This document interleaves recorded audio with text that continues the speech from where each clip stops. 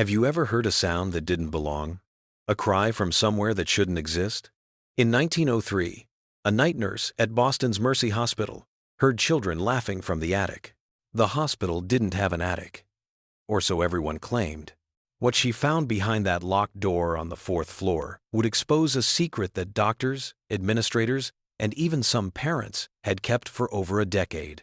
Before we go further, smash that like button and subscribe, because tomorrow I'm bringing you another story that'll make your blood run cold.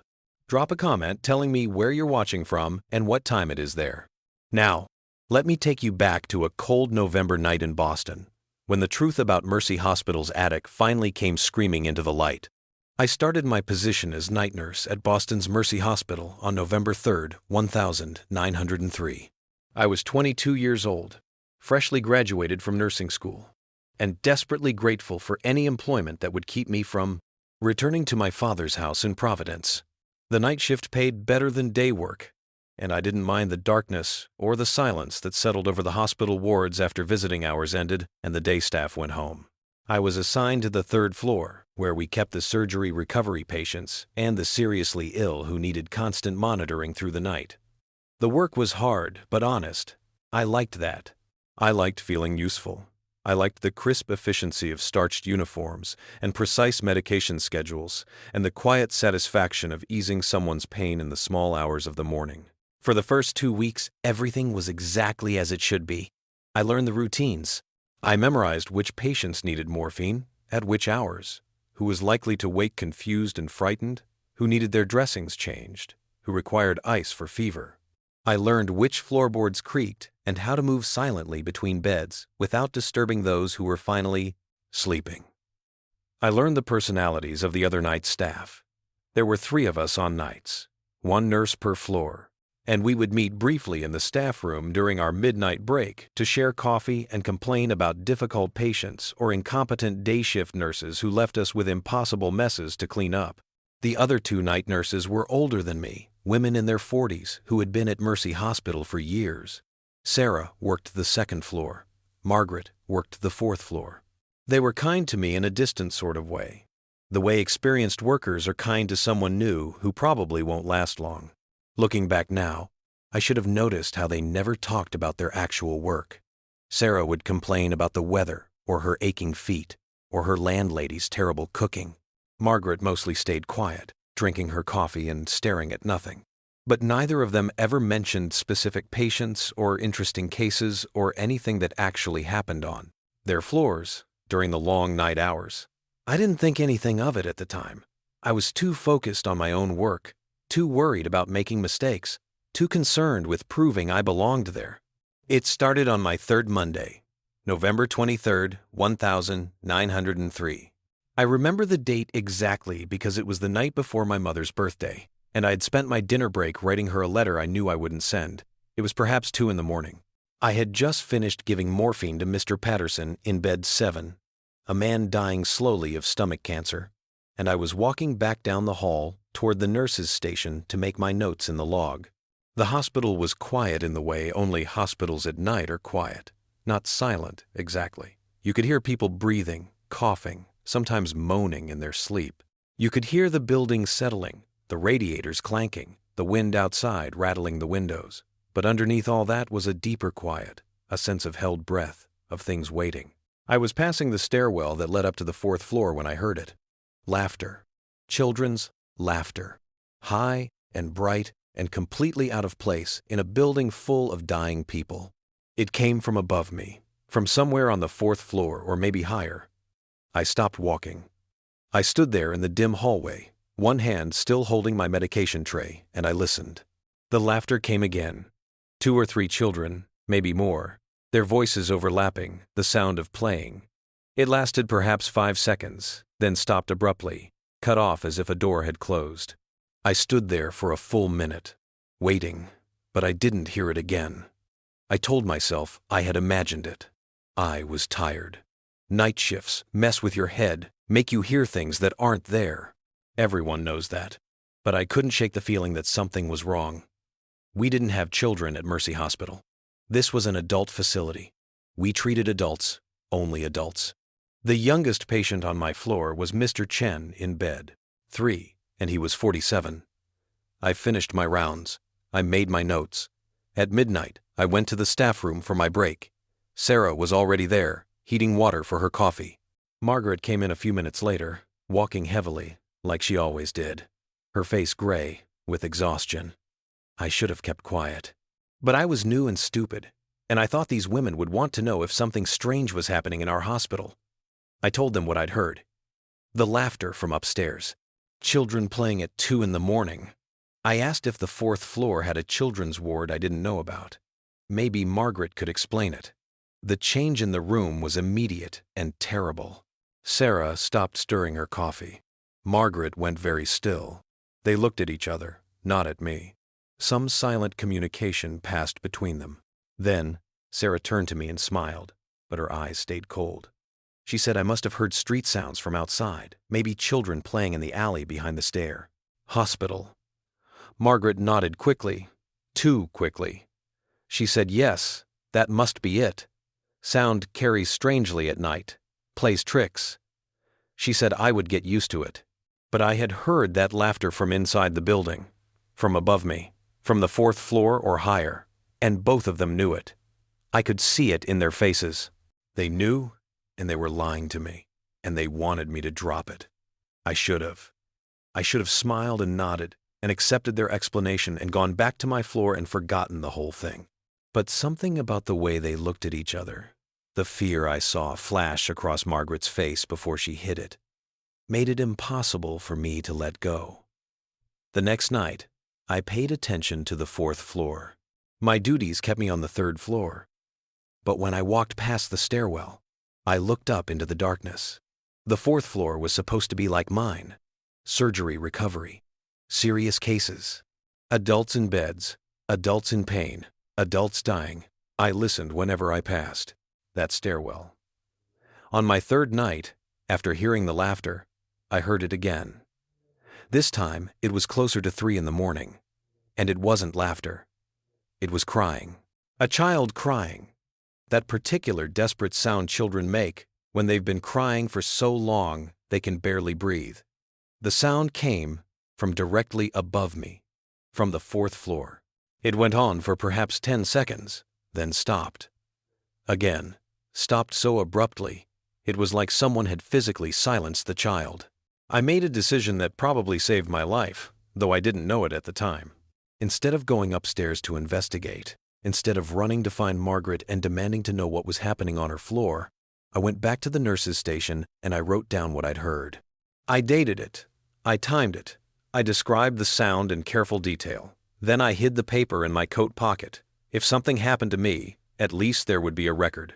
At least someone would know I had heard it. The hospital administrator was a man named Dr. Harrison Blackwell. He was perhaps 50 years old, tall and distinguished looking, with gray hair and expensive suits, and a way of looking through people rather than at them. I had met him exactly once, during my first day, when he shook my hand without really seeing me and told me he expected excellence from all his staff. He frightened me in the way powerful men always frighten me, but I couldn't see any other option. If children were being kept somewhere in this hospital, if something wrong was happening, he needed to know. He was the authority. He would fix it. Looking back now, I can barely believe how naive I was. I requested a meeting with Dr. Blackwell on my 6th day of work. His secretary, a pinched woman named Mrs. Davies, looked at me like I was something unpleasant she'd found on her shoe.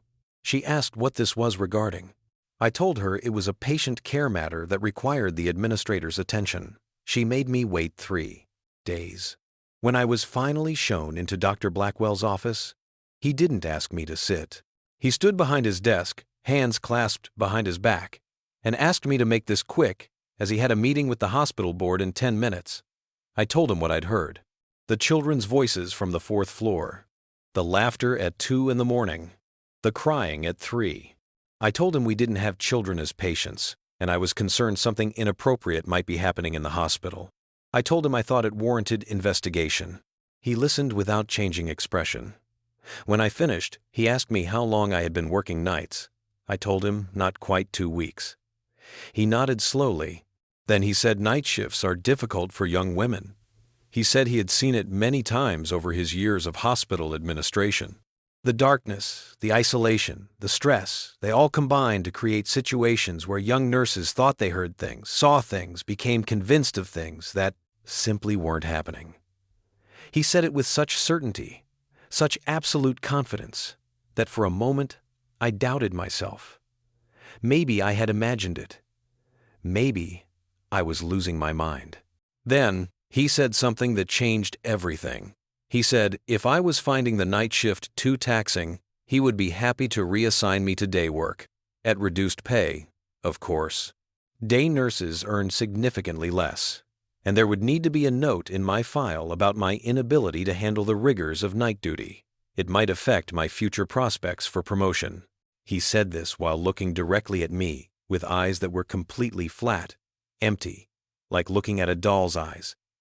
I understood then that he knew exactly what I was talking about, and he was telling me to shut up about it or lose my job. I told him no, I was fine. I must have been mistaken. He smiled. He said he was glad we had cleared that up. He said he would hate to lose such a promising young nurse over a simple misunderstanding. He said I should go, rest. I looked tired.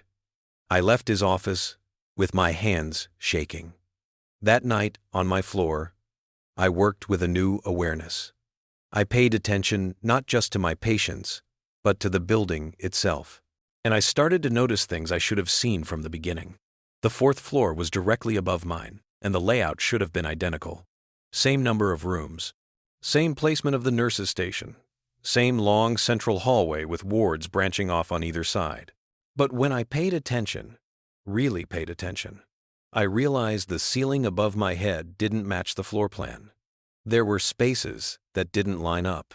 The stairwell that led from the third floor to the fourth floor landed in a slightly different place than the stairwell that led from second to third. The difference was maybe 8 feet, maybe 10, not much. Easy to miss if you weren't looking, but it was there. And 8 or 10 feet in a building is a lot of space. Space for a room, space for something hidden. I started mapping it in my head during my rounds. I would stand in specific spots on my floor and look up at the ceiling, counting tiles, measuring distances with my eyes. Then, during my midnight break, I would make excuses to walk past the fourth floor stairwell, looking up, trying to see the layout above me. Margaret caught me once. I was standing at the base of the stairs, staring upward, and she came down so quietly I didn't hear her until she spoke. She asked what I was doing. Her voice was tight, frightened. I lied and said I thought I'd dropped something. She didn't believe me. I could see it in her face. She told me to go back to my floor. She said the fourth floor was none of my business. She said it in a way that sounded like a warning, like she was trying to save me from something. I should have listened to her. 3 nights later, I found the door. It was December now, the hospital decorated with cheap paper garlands for Christmas. The festive decorations made everything feel more wrong, somehow, like putting flowers on a grave. I had finished my rounds early and told my patients I was going to the supply closet for more bandages. Instead, I went up the stairs to the fourth floor. I had never actually been on the fourth floor before.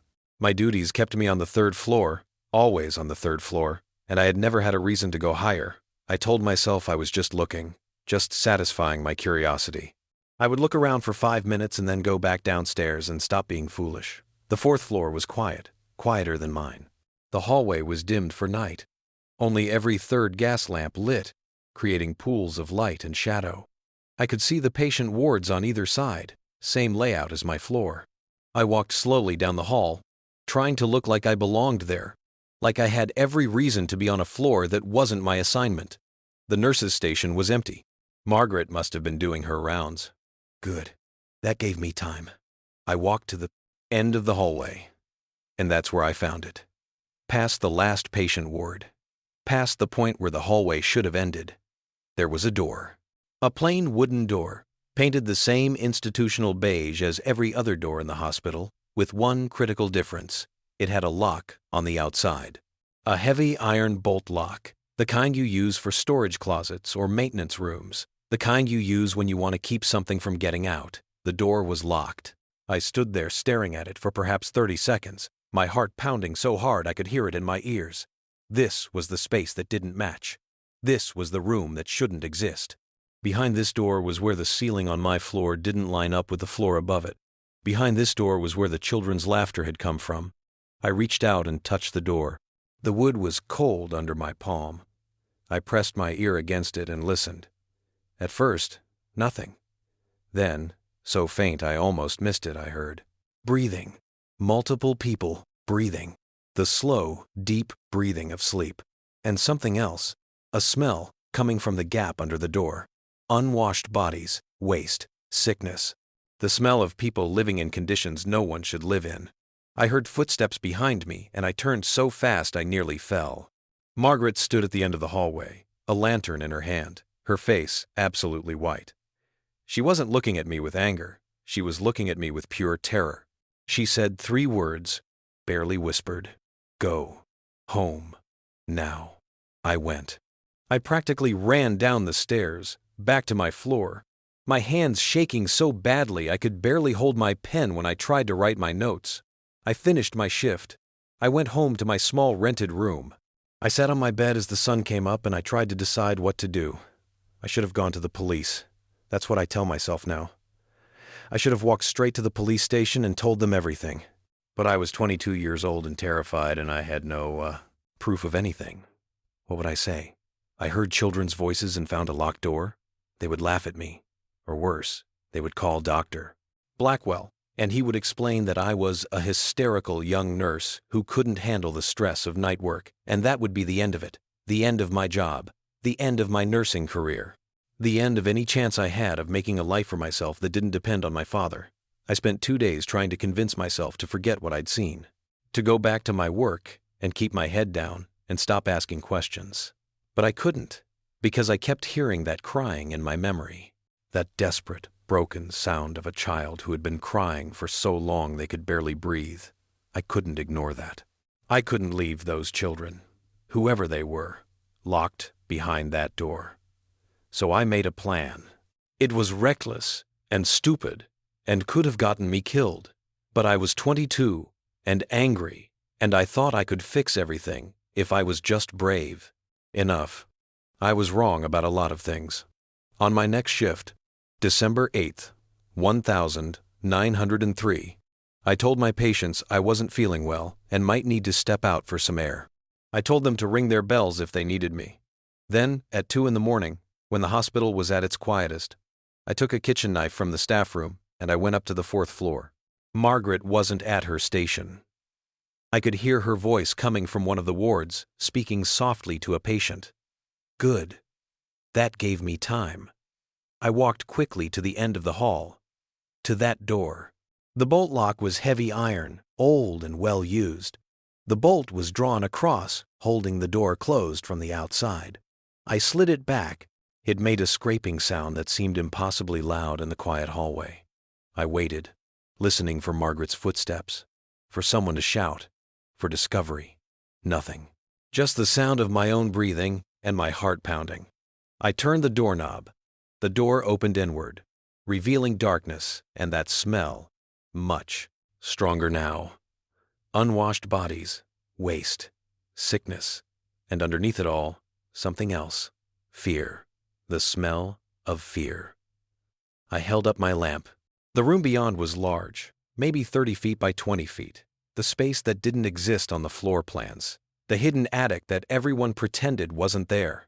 What I saw in the light of my lamp made me understand why Margaret had looked at me with such terror, why Sarah and Margaret had lied, why Dr. Blackwell had threatened me. They weren't protecting a secret. They were protecting themselves from the consequences of what they'd done. The room was filled with children, not patients, prisoners. There were perhaps 12 of them, maybe more, ages ranging from maybe 5 years old to early teens. They were chained, actually chained, iron shackles around their ankles connected to bolts in the floor, the chains just long enough to let them lie down or sit, but not long enough to reach the door. They lay on thin mattresses on the floor. No sheets, no blankets despite the December cold. Most were asleep. A few stirred at the light from my lamp, blinking, raising thin arms to shield their eyes from the brightness. They didn't cry out. They didn't call for help. They just looked at me, with dull, hopeless eyes. The eyes of people who had learned that no help was coming, that no one cared, that this was their life now. One boy, maybe 7 years old, sat up slowly. He looked at me without speaking. His face was thin, so thin his skull was visible under his skin. His clothes were rags. His feet were bare and blackened with dirt. He raised one chained ankle slightly, almost like he was showing me, asking if I could see it, asking if I understood what had been done to him. Behind me, I heard footsteps. Margaret's voice, choked with tears. "Oh God, oh no, why did you have to find them?" I turned around. Margaret stood in the hallway, one hand over her mouth, crying. Behind her stood Dr. Blackwell. He wasn't alone. He had brought 2 orderlies with him, large men I'd seen working in the basement, moving supplies. Strong men, dangerous men. Doctor. Blackwell looked at me with those flat, empty eyes, and he smiled. "Miss Crawford," he said, "I'm afraid you've made a terrible mistake. They dragged me into that room with the children, and they locked the door from the outside. Doctor." Blackwell told the orderlies to leave me there until morning, until he could figure out what to do with me. He said I had proven myself unreliable, mentally unstable, exactly the kind of hysterical young woman who couldn't be trusted in a medical setting. He said no one would believe me if I talked. He said I had no family in Boston, no friends, no one who would notice if I disappeared. He said this calmly, like he was discussing the weather, while I stood there with those 12 pairs of eyes watching me. Then he left. I heard the bolt slide home. I heard his footsteps walking away. And I was alone in the dark with the children I'd wanted to save, but couldn't. For a long moment, no one moved. The children stared at me. I stared at them. Then the 7-year-old boy spoke. His voice was hoarse, like he wasn't used to talking. He asked if I was going to be chained, too. I told him no. I told him I was going to get all of us out. I had no idea if that was true. The door was locked from the outside. We were on the 4th floor. The windows were small and barred. I had no weapons except the kitchen knife in my pocket. But I said it anyway, because these children needed to hear someone say it. Someone needed to tell them they deserved to be free. The boy considered this. Then he said, "They told us no one would come. They told us everyone forgot about us." His name was Michael. He had been in that room for 8 months. The others had been there longer. Some of them couldn't remember how long. They told me their stories, those children. In whispers, in the darkness, they told me what had been done to them. They were all charity cases. Orphans or children from families too poor to pay for medical care. They had come to Mercy Hospital for treatment. Broken bones, pneumonia, scarlet fever, ordinary illnesses and injuries that should have been treated and healed. Instead, Dr. Blackwell had seen an opportunity. Children no one was looking for, children no one would miss. He had moved them up to the attic, one at a time, over the course of several years. He had told their families they died. He had forged death certificates. He had even arranged for fake funerals, cheap coffins filled with sand buried in paupers' graves. As far as the world knew, these children were dead. But they weren't dead. They were being used.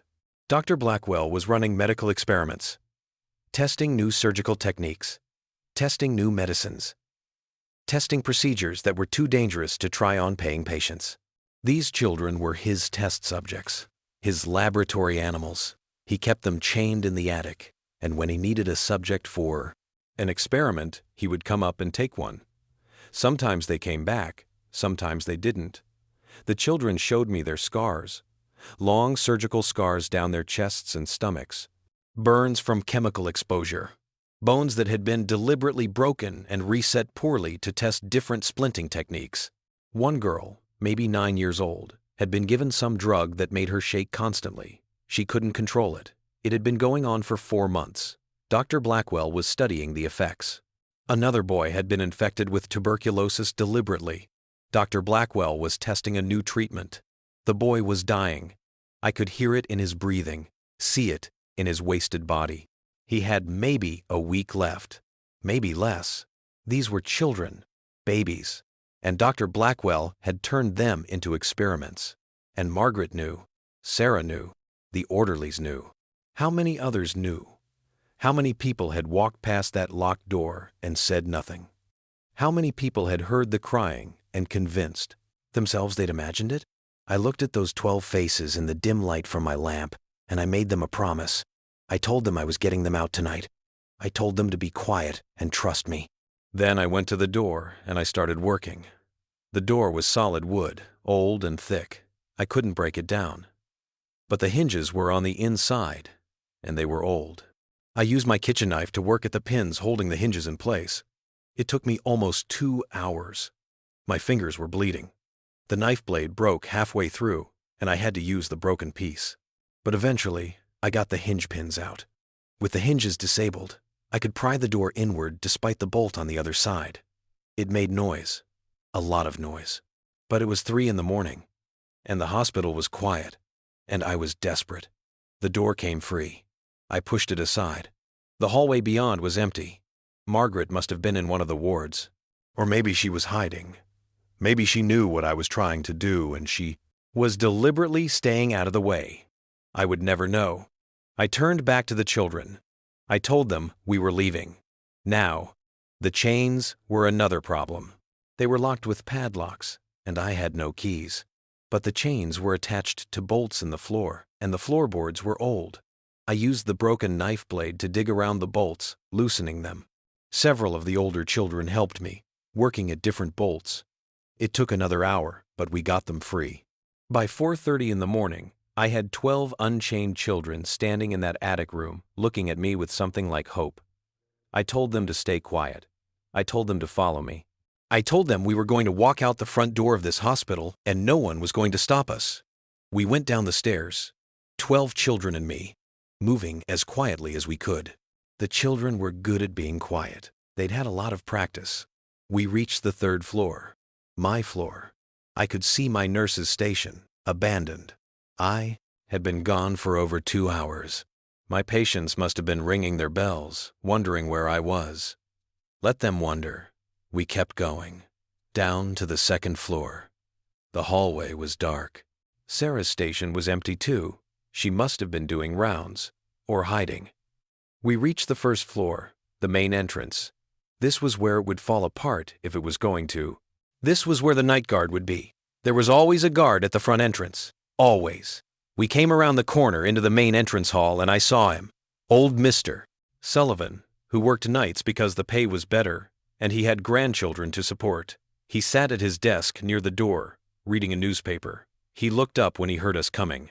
He saw 12 half-starved children in rags with scars and shaking hands and hollow eyes. He saw me in my nurse's uniform, covered in blood from my cut hands, holding a broken knife. For a moment, we just looked at each other.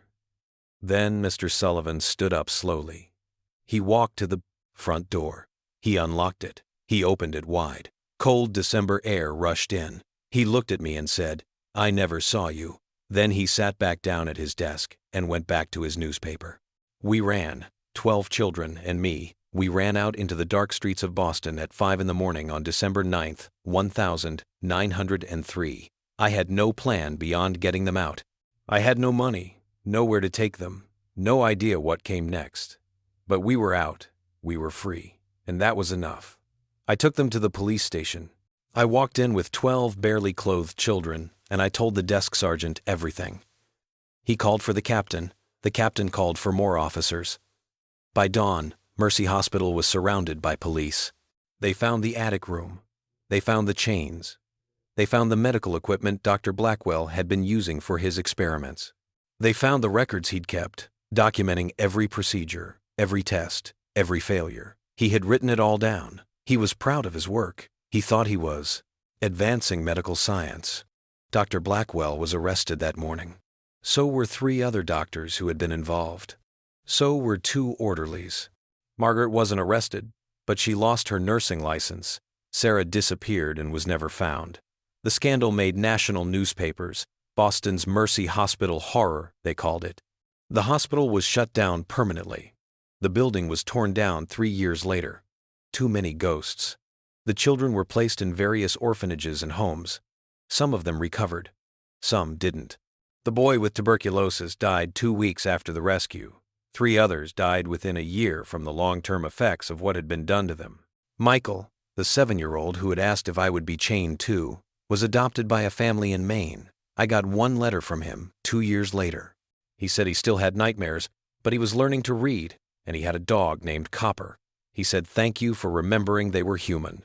Dr. Blackwell went to trial in February 1904. He was convicted of 12 counts of unlawful imprisonment, 8 counts of assault, 3 counts of murder, and numerous other charges. He never showed remorse. Even at his sentencing, he insisted he had been doing important medical research. He said the children should be grateful they contributed to advancing medicine. He said history would vindicate him. He was hanged in March 1904. I was there to watch. I wanted to see him die. I needed to know he couldn't hurt anyone else ever again. As for me, I never worked as a nurse again. I couldn't. Every hospital reminded me of that attic room, those chains, those eyes. I moved back to Providence. I married a quiet man who asked no questions about my nightmares. I had 3 children of my own, and I held them close every single day, grateful they would never know what it was like to be forgotten.